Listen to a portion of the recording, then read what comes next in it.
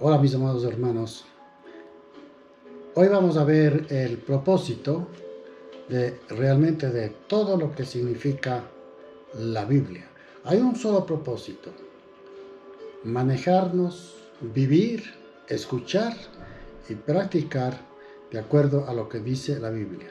La Biblia, a pesar de tener 66 libros, tiene un solo propósito: la salvación en Cristo Jesús. Mantiene este plan de Dios con acontecimientos que se relatan de principio a fin. Y el principio es justamente que después del pecado, el hombre necesitaba ser reconciliado con Dios.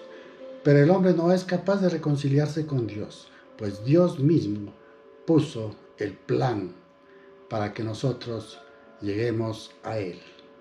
No de acuerdo a nuestra responsabilidad, no de acuerdo a lo que nosotros queremos hacer, sino ser responsables para hacer y seguir el camino del Señor. El fin del plan tiene un total. La suma de los acontecimientos, tanto en el Antiguo Testamento como en el Nuevo Testamento, es vivir y encontrar el perdón que necesitamos a través de Jesús. Quiero tomar en este momento un ejemplo. Hay ingenieros y hay obreros que han sido contratados para hacer una carretera de una ciudad a otra. Entonces, estos ciudadanos, ¿con qué fin fueron contratados? Para comenzar, hacer y terminar una carretera de ciudad a ciudad. Pero hay una serie de tramos, mientras están caminando, haciendo y abriendo trochas, hay una serie de circunstancias en las cuales ellos se pueden quedar viendo, admirando o viviendo ciertas cosas que en el camino pueden encontrar, como cosas vistosas, pueblos atrayentes, costumbres agradables, comidas exóticas que les llama la atención, y entonces empiezan a quedarse, y muchos se quedan porque encontraron algo que satisfacía a su alma, algo terrenal. Y es exactamente así como muchos cristianos que buscan la voluntad de Dios a través de su palabra, se quedan en medio camino, porque encontraron algo que tenía una razón para calmar y colmar sus apetitos del alma, sus apetitos carnales. Los obreros que están en la carretera de pronto se quedan en algún pueblo, en algún campo, donde ven el verdor de la tierra, donde ven animales y ven una cascada y se quedan. Muchas las veces también al cristiano le sucede. Comienza creyendo en el Señor Jesucristo, pero mientras caminan en la voluntad de Dios, encuentran estos atractivos carnales, atractivos del alma, y de eso hacen una religión, una manera de vivir, y creen que ahí está la prosperidad, ahí está la manera de vivir, de acuerdo a las satisfacciones del alma, a las satisfacciones del cuerpo. Pero esto no es así. Aquí tenemos un propósito. Si nosotros vemos como un solo paisaje lo que es el plan de Dios, entonces no podemos quedarnos en un solo sitio.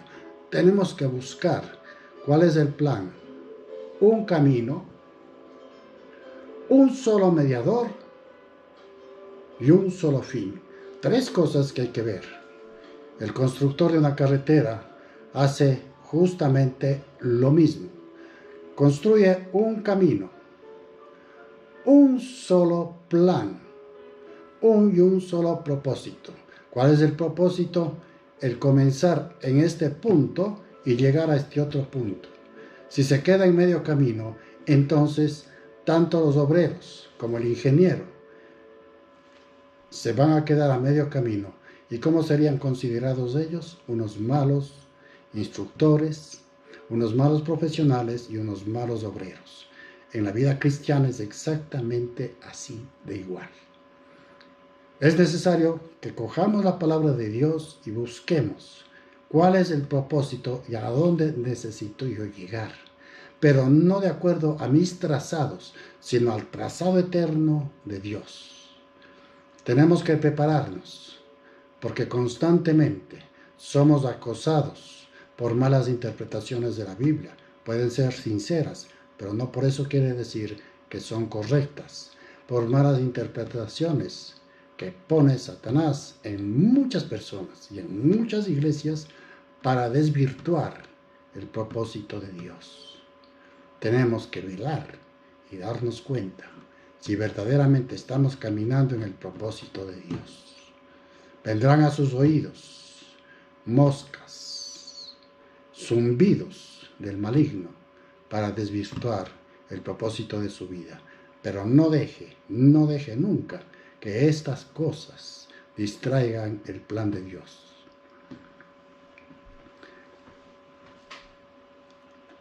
Para que nosotros podamos caminar en el plan de Dios, ¿cuándo se inició este plan? La Biblia no relata la historia del hombre. La Biblia lo que relata es la historia de la salvación, que es muy diferente. Hay ciertas pinceladas de la creación, cómo fue creado, para qué fue creado, pero lo importante de la Biblia es la historia y el plan de Dios para que seamos salvos. La Biblia no es una historia de la creación, más bien es una historia de un mundo que está perdido. Es la historia del rescate de aquellos que se quedaron a medio camino, como los ingenieros o constructores. Empezamos a buscar el camino, pero nos quedamos a medio camino. Esa es la historia de la humanidad. Empezamos a construir sobre la palabra de Dios, pero nos quedamos embelesados en una playa, embelesados en un valle, embelesados en una llanura. Tantas cosas que el ojo material, el ojo terrenal, puede enamorar y quedarse y salirse del plan de Dios, porque no hemos estado dispuestos a escuchar, a ser visionarios, a ver un poquito más allá de las circunstancias y continuar con el plan de Dios. El camino humano embriaga el plan de Dios, porque humanamente podemos salirnos del plan de Dios. Y esto es lo que justamente sucede en la humanidad. Cuando hablamos de Adán y Eva, estamos hablando Adán, que quiere decir humanidad, hombre, y Eva, que significa vida. Ahí vemos nosotros la humanidad creada por Dios. Pero resulta que la humanidad, usted, yo, todos, hemos caído en el pecado. La humanidad cayó en pecado. Y Dios inmediatamente, en el capítulo 3 de Génesis, viene la primera promesa de Dios para que seamos salvos.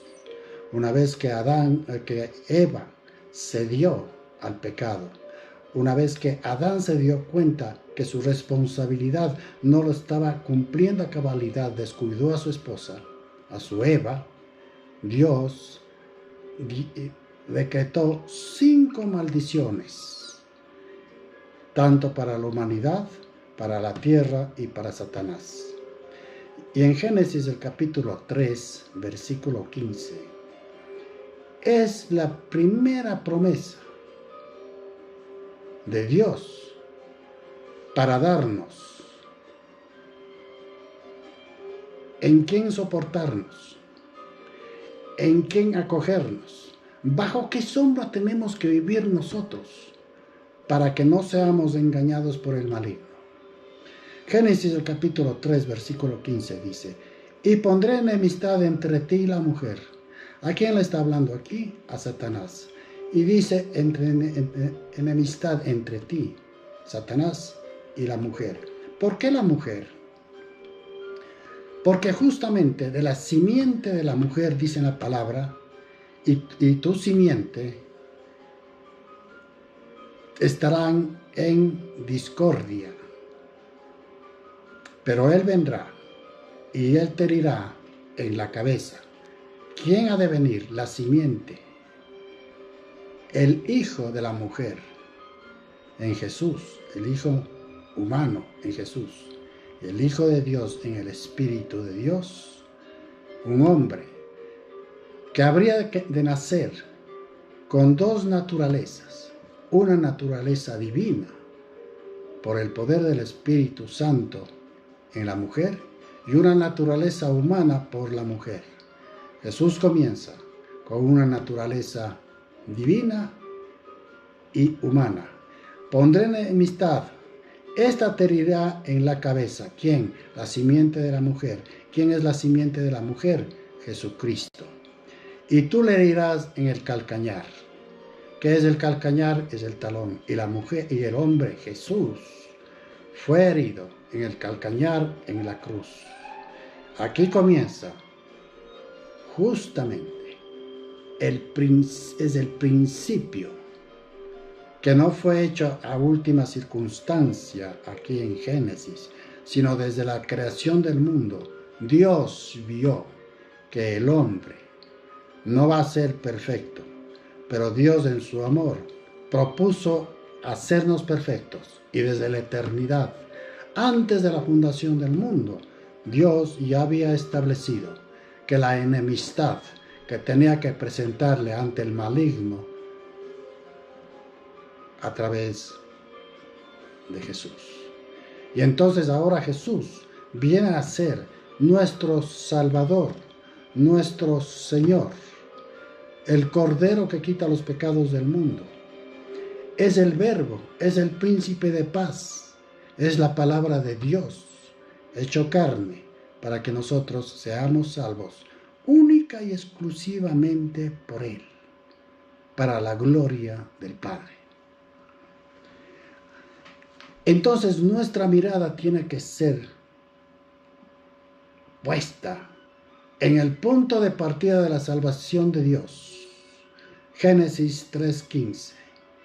Y en adelante, todo lo que nosotros vayamos viendo, todo lo que nosotros entendamos, tanto en Génesis, en Éxodo, en Levítico, en Deuteronomio, todo esto tiene que ver con Jesucristo. No hay ninguna parte de la palabra en que nos diga que nosotros somos salvos por obras. Somos salvos única y exclusivamente por la gracia de Dios. ¿Qué es la gracia de Dios? Es la salvación por la fe. Si yo amo a Jesús y escucho a Jesús, sus enseñanzas y su muerte vicaria por mis pecados, entonces soy hecho un hijo de Dios. Jesús nació espiritualmente y llegó en la carne hacia nosotros. Nosotros nacemos en la carne y vamos a nacer nuevamente espiritualmente hasta la presencia de Dios. Jesús vino para enseñarnos que nuestras armas no son terrenales, sino espirituales. ¿Qué quiere decir esto? Que nosotros no podemos llegar a Dios a través de nuestro esfuerzo, a través de nuestro sacrificio. Jesús vino y se sacrificó por nosotros. Y ahí nace un sentido espiritual. Pero ¿qué resulta? Muchos líderes, muchos obreros se quedaron en la carne. Y es muy común Si usted ha caminado por iglesias, si usted escucha planes y propósitos del hombre, siempre están hablando del yo, exaltando a su ego, yo y mi salvación, yo desato. Yo tengo un templo con 200, con 1000, con 2000, con 10,000. Entonces, la pregunta es, ¿dónde está Dios y Cristo? Jesús responde, bien has dicho. Son tuyas las ovejas, el templo, tú has hecho, es tu voluntad, es tu esfuerzo y no la mía. Y entonces, Jesús lo que hace es separarse y dejar que esas iglesias que se están vanagloriando y creyendo que de ellos es el éxito, pues Jesús dejará esa iglesia, porque no ha sido el éxito, tampoco ha sido para la gloria del Padre a través de Jesús. Son tuyas las ovejas, bien has dicho. Es tuyo el templo, bien has dicho. Pero un cristiano, quien busca verdaderamente a Dios, se humilla y dice, Señor, tuyas son las ovejas. Yo soy el siervo que tú me has puesto al frente. El siervo dice, Señor, tuyo soy. No soy del líder, soy tuyo, Señor, porque tú me has dado palabra de verdad. El rey David, caminando con el Señor, llegó un momento en que se embriagó, se envaneció con el poder que Dios le había dado. Y llega un momento en que su ego se pone tan, pero tan alto, que ordena a su vasallo hacer lo peor que puede hacer un cristiano, un siervo de Dios. Lo hizo el rey David. Vayamos por un momento a Segunda de Crónicas, el capítulo 21, versículos del 1 al 2, y veamos lo que sucede con un hombre que era de Dios, pero que llegó un momento en que se envaneció, y por envanecerse, Dios lo castigó. El envanecimiento no está dentro del plan de Dios. Segunda de Crónicas, el capítulo 21, versículos 1 y 2. Y vamos a ver qué pasó con este hombre. Él era un hombre de éxito. Él estaba buscando el plan de Dios. Pero sin embargo llegó un momento en que, envanecido, mandó a contar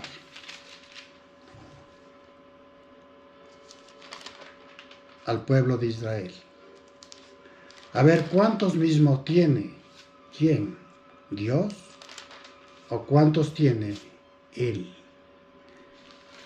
Entonces, ahora va a ver usted cómo ese plan de Dios, cuando dice, anda y ve, ¿cuántos tengo yo? El Señor inmediatamente se hace a un lado. Perdón, Primera de Crónicas. Se hace a un lado y lo deja que David cuente su tropa, su gente. Porque no ha sido de Jehová, no ha sido de Dios, sino han sido suyos, de David. Y veamos lo que pasa. Por eso, mi amado hermano, dentro del plan de Dios, no podemos buscar nuestra satisfacción del alma, sino tenemos que buscar satisfacer al Señor de la mies, al Señor de la mies. Primera de Crónicas del capítulo 21. Mire cómo comienza este capítulo. Pero Satanás se levantó contra Israel e incitó a David a que se hiciera censo de Israel. Qué terrible. Satanás siempre estará buscando la manera de desvirtuar y perturbar la presencia de Dios en la iglesia, en su vida familiar, en su vida de negocios, en su vida de amistad. Incitó Satanás y dijo David a Joab y a los príncipes del pueblo: id y haced censo de Israel desde Beerseba hasta Dan, e informadme sobre el número de ellos, que yo lo sepa.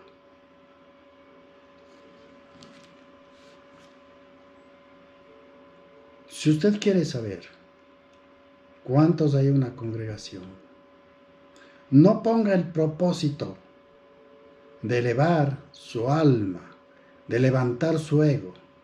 Si usted quiere saber, Señor, aquí está mi gavilla. Cuéntalo tú, Señor, porque tuyos son, porque tuyos son. Mas David no lo hizo así.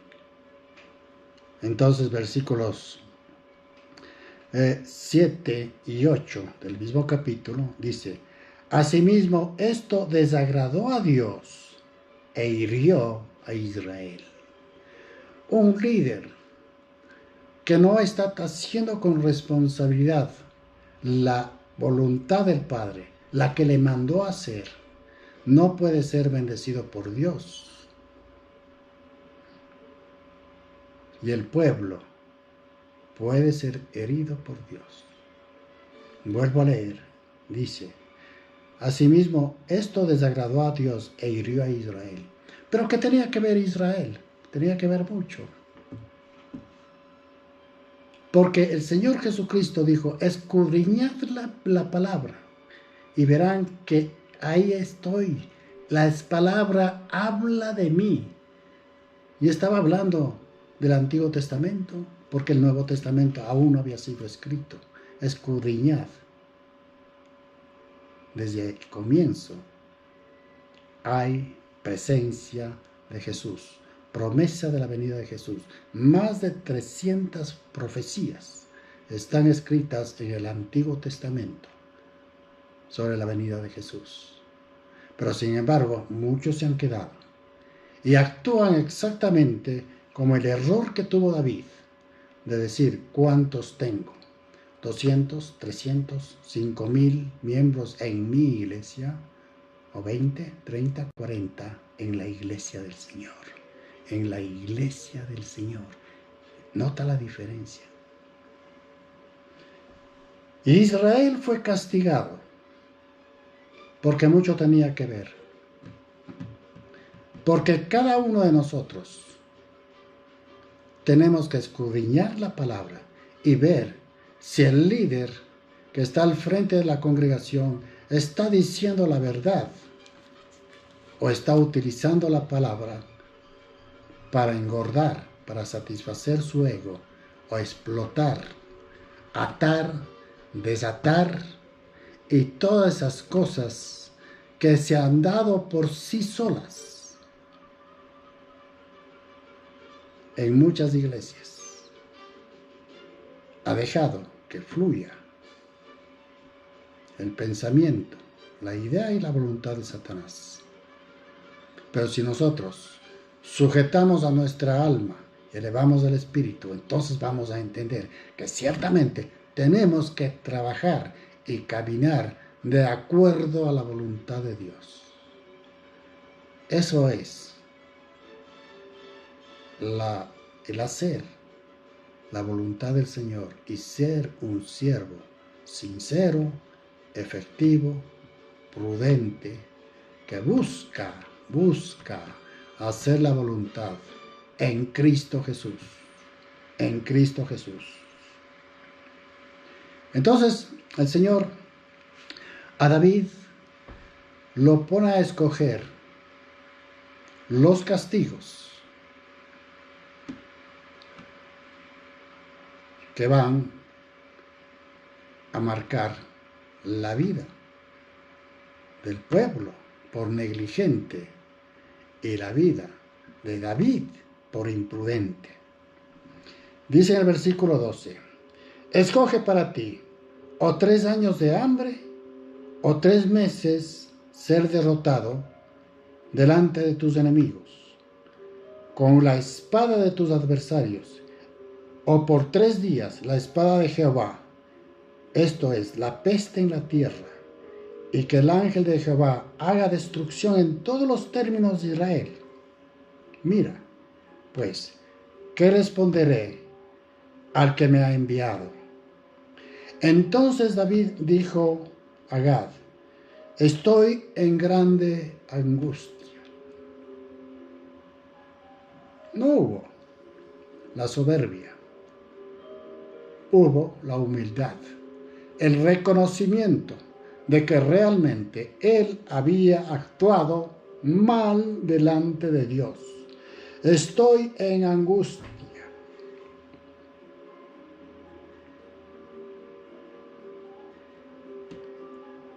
Tres meses derrotado delante de tus enemigos con la espada de tus adversarios, o 3 días de espada de Jehová, esto es, la peste en la tierra, y que el ángel de Jehová haga destrucción en todos los términos de Israel. Mira, pues, ¿qué responderé al que me ha enviado? Entonces David dijo a Gad: estoy en grande angustia. Ante la presencia de Dios, tenemos siempre que saber qué hablamos, qué decimos y aún más, qué pensamos. Porque nuestros pensamientos Dios conoce, Dios sabe, porque estamos en su presencia. Estoy en grande angustia, ruego que yo caiga en la mano de Jehová, porque sus misericordias son muchas en extremo, pero que no caiga en manos de los hombres. Esto es lo que David hizo: reconocer con humildad el error que él cometió y pedirle a Dios que el pecado no caiga sobre Israel. Estoy en angustia. Ahora quiero, Señor, que tengas misericordia. Toda la carga de su error lo asumió él. No asumió el pueblo de Israel, porque él lo pidió y reconoció que él como líder no estaba haciendo el camino, la carretera para la salvación.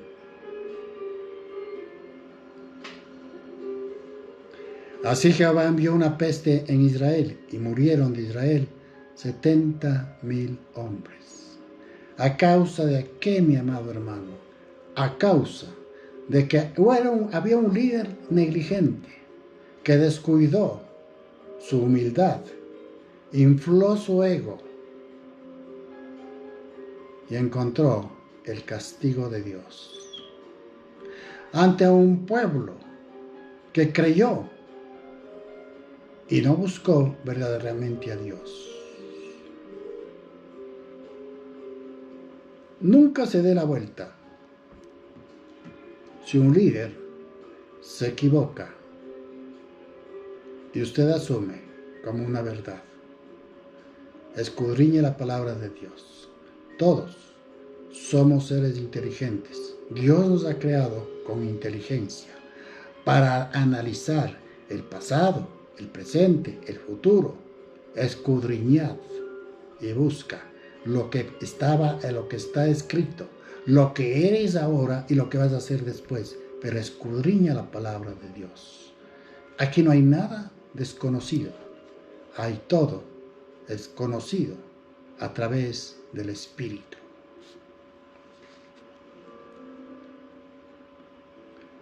Volvamos ahora al punto de partida. En primer lugar, reconocemos que el Mesías, los nombres que tiene Jesús, Yeshua, el Salvador, el Mesías, el ungido, el Cordero que quita los pecados del mundo, el Príncipe de paz, el Verbo palabra de Dios, hecho carne, y el Hijo de Dios. Todos estos títulos y más lo tiene Jesús como el enviado por el Padre, para que a través de él podemos tener la paz y la seguridad de una salvación, de una vida eterna. En él y solo en él tenemos, en primer lugar, que al invocar el nombre de Jesús, tenemos salvación en él. Que si confesamos nuestros pecados y somos bautizados, pero el bautizo, ese bautizo de que se está hablando el apóstol Pablo en Romanos del capítulo 10, versículo 13, está hablando de un bautizo del Espíritu Santo, no el bautismo en el agua, del Espíritu Santo, porque somos sumergidos, bautizados con el poder del Espíritu de Dios. El bautismo en agua, recuerde usted, es un testimonio físico, externo, que usted está demostrando ante una congregación, ante una asamblea, que usted simbólicamente se limpia de pecados a través del agua. Pero el bautismo en el Espíritu Santo es aquel que tiene importancia para la presencia del Señor. Invocamos el nombre de Jesús para ser salvos. Dice en su palabra que todo aquel que confiesa que Jesús es su Señor y su Salvador será salvo. Caso contrario, si no fuera así, entonces diría, para que seas salvo tienes que hacer obras de misericordia, tienes que hacer esto y este otro y aquello. Las obras de misericordia son un resultado de la salvación. Romanos el capítulo 10, versículo 9 dice, que si confesares con tu boca que Jesús es el Señor y creyeres en tu corazón que Dios le levantó de los muertos, serás salvo. ¿Recuerda usted el malhechor en la cruz? Cuando Jesús le dijo, ahora mismo tú estarás en el reino de los cielos, después que él reconoció que Jesús mismo era el Señor y que realmente él no debería estar en la cruz, en la mitad de dos malhechores. El Cristo en la cruz y el hombre con la fe es el símbolo, el significado de que Cristo está a su derecha y otro está a la izquierda de Cristo. El uno se da la vuelta y dice, tú eres el Cristo. El otro se da la vuelta y dice, si eres Dios, el Hijo de Dios, bájate y sálvanos también a nosotros. Y Jesús le dice, ahora mismo tú estarás en el reino de los cielos.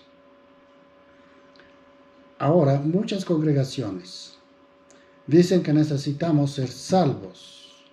Para ser salvos, tenemos que bautizarnos. Pues la Biblia no registra el bautismo en agua para ser salvos. El bautismo del Espíritu de Dios nos baña y encontramos la necesidad de pedir perdón por nuestros pecados. Este malhechor fue salvo porque confesó que Jesús era el Señor.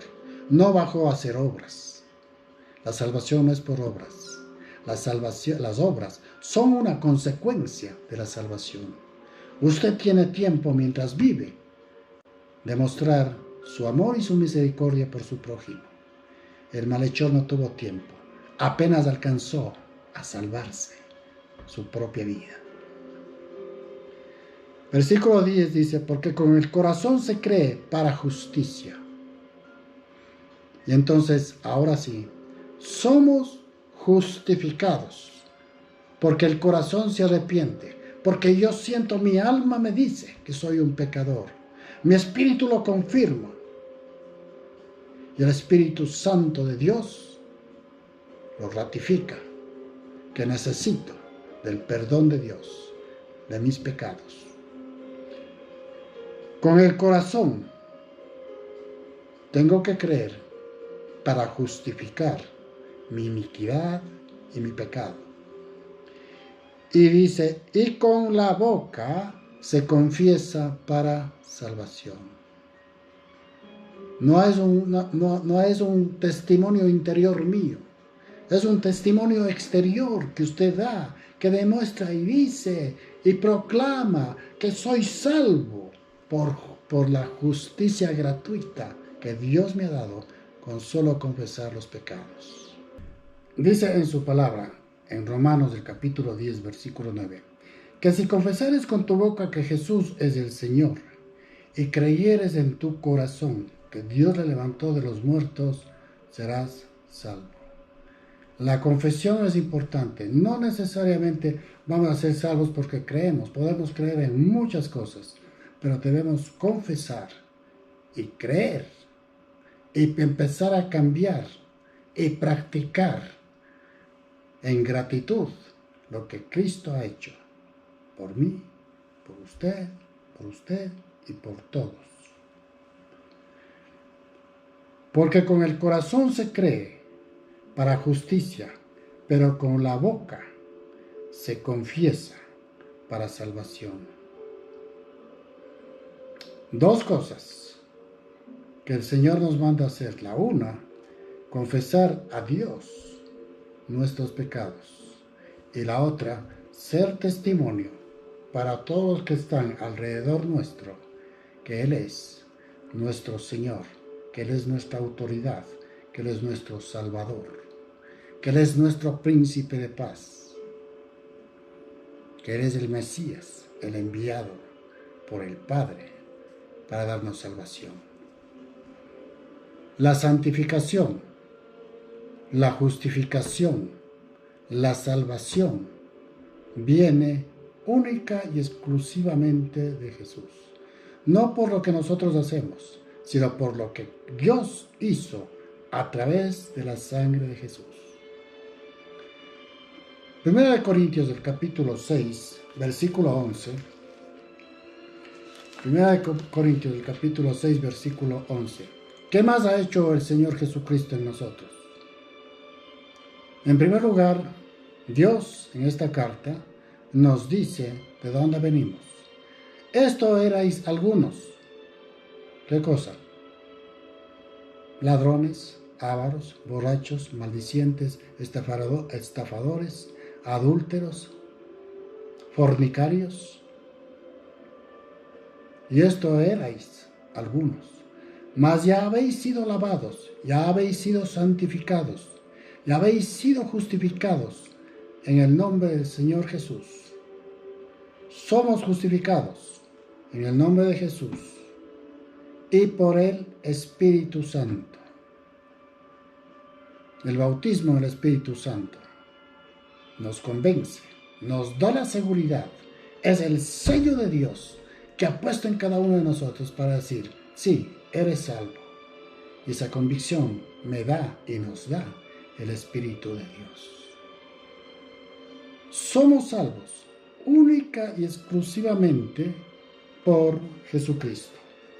Vamos a Efesios, al capítulo 2, versículo 5. ¿Cuál fue nuestra condición antes de llegar a Jesús? aun estando nosotros muertos en pecado, nos dio vida juntamente con Cristo. Por gracia sois salvos. Por gracia sois salvos. ¿Qué es la gracia? Es un regalo no merecido, pero que Dios nos da para limpiarnos, para lavarnos de pecado.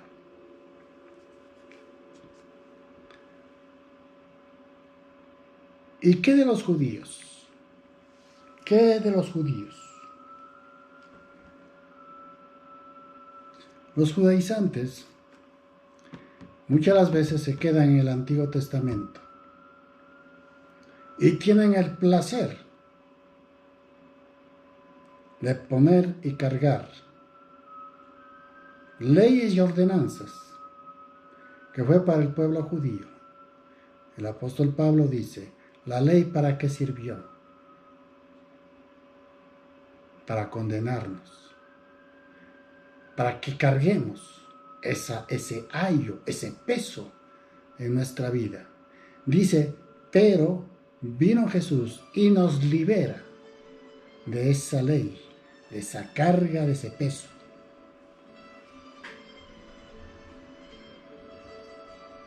Somos salvos por Jesús. Efesios el capítulo 2, versículo 5. Aún estando muertos en pecado, nos dio vida juntamente con Jesús. Mire usted, cómo hemos viajado rápidamente, yendo al punto, al principio y llegando casi al fin, que nos habla. ¿Cuál es el camino? No son los valles, no son los senderos, no son las cascadas, no son los llanos por donde caminamos. No son los valles de sombra por donde caminamos. El fin es la justificación de pecados para llegar a Dios. Y aquí hay algo más interesante que debemos tomar en cuenta y grabar en nuestra mente. Anote. Póngale un signo. Unió a los dos pueblos, al Israel, al pueblo de Israel, y al pueblo gentil, al pueblo no judío. Usted y yo no somos judíos, y nadie tiene que quitarnos nuestra nacionalidad, de donde seamos. Los judíos tienen su nacionalidad, nosotros somos considerados gentiles ante la palabra de Dios. Gentiles. En esta carta a la iglesia de los Efesios, dice el apóstol Pablo, dice el Señor a través del apóstol Pablo. Pero ahora en Cristo Jesús, Efesios 2, 13. Pero ahora en Cristo Jesús, vosotros que en otro tiempo estabais lejos, habéis sido hechos cercanos por la sangre de Cristo. Porque Él es nuestra paz. Él es nuestra paz. Y pongan atención, que de ambos pueblos hizo uno. ¿Cuáles ambos pueblos? Los judíos y los gentiles. Nos unificó, derribando la pared intermedia de separación. Ahora ante Dios, todo el mundo es igual. Tanto el judío como el no judío, llamado aquí en la Biblia gentil, aboliendo,